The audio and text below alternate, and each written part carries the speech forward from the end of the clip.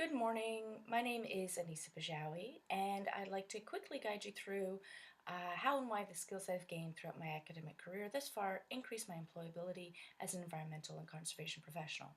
I'm completing the degree requirements for a Master of Science in Environmental Policy and Management with a concentration in wildlife at American Public University. So, environmental management is inherently a multidisciplinary field.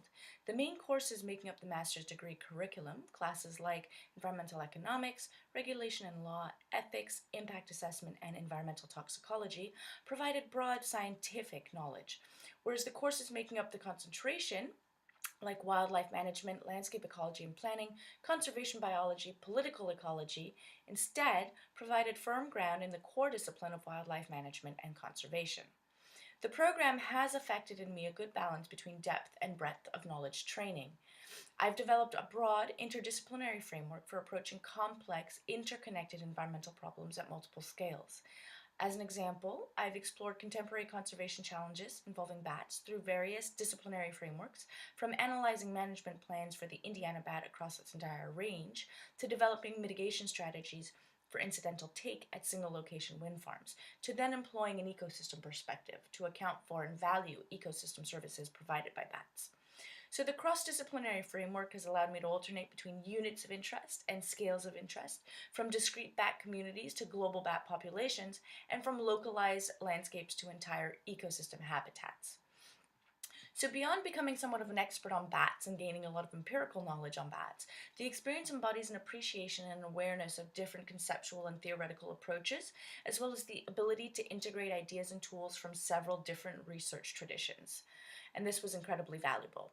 I've also developed strong analytical and qualitative practices that are discipline specific and that are needed to identify problems, develop programs to address the problems, and then finally execute rigorous analyses.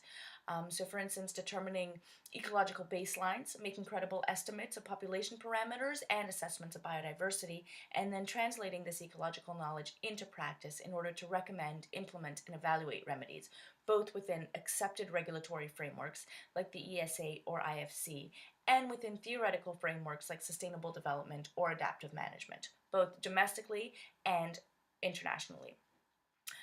In terms of skills, I've also gained competency in a number of transferable skills, being able to develop and approach arguments from differing perspectives.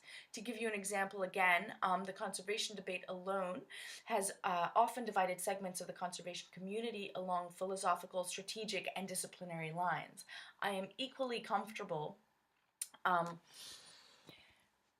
advancing biodiversity protection as the primary goal of conservation efforts, as I am advocating from a social conservationist standpoint for various forms of sustainable use that would privilege conservation-oriented development goals, such as poverty alleviation and social justice.